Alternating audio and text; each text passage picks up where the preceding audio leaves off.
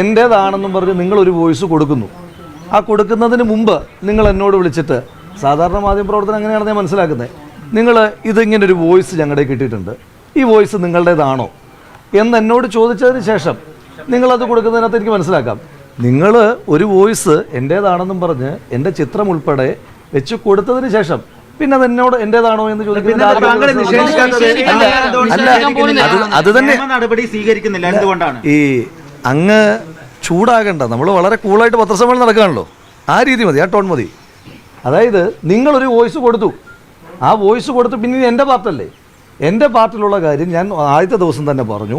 ഈ അന്വേഷണം മുന്നോട്ട് പോയതിന് ശേഷം ഒരു ഘട്ടം കഴിയുമ്പോൾ എനിക്കെപ്പോഴാണോ അതിൻ്റെ ബാക്കി കാര്യങ്ങൾ ആഡ് ചെയ്യാനുള്ളത് ആ സമയത്ത് ഞാൻ ആഡ് ചെയ്യുകയും എനിക്ക് നിയമപരമായി മുന്നോട്ട് പോകാനുള്ള അവകാശം ഈ രാജ്യത്തുണ്ടല്ലോ. ഈ രാജ്യത്ത് എനിക്ക് മുന്നോട്ട് പോകാൻ അവകാശമുള്ളിടത്തോളം കാലം ഞാൻ ആ അവകാശമായിട്ട് മുന്നോട്ട് പോവുകയും ചെയ്യും. ഞാൻ ഇപ്പോഴും ഇങ്ങനെ നിൽക്കുന്നതിൻ്റെ ഏറ്റവും ഉത്തമമായ ബോധ്യം, ഞാൻ ഈ രാജ്യത്തെ ഏതെങ്കിലും നിയമത്തിനെതിരായിട്ട് ഇന്നത്തെ ദിവസം വരെ ഒരു പ്രവൃത്തിയും, ഇതെന്നല്ല രാജ്യത്തെ നിയമത്തിനെതിരായിട്ട് ഒരു പ്രവൃത്തിയും ഞാൻ ചെയ്തിട്ടില്ല എന്ന് ഉത്തമമായ ബോധ്യമുള്ള ഒരു പൗരൻ എന്ന നിലയിൽ ഒരിക്കൽ കൂടി പറയുന്നു, ഈ രാജ്യത്തെ ഏതെങ്കിലും ഒരു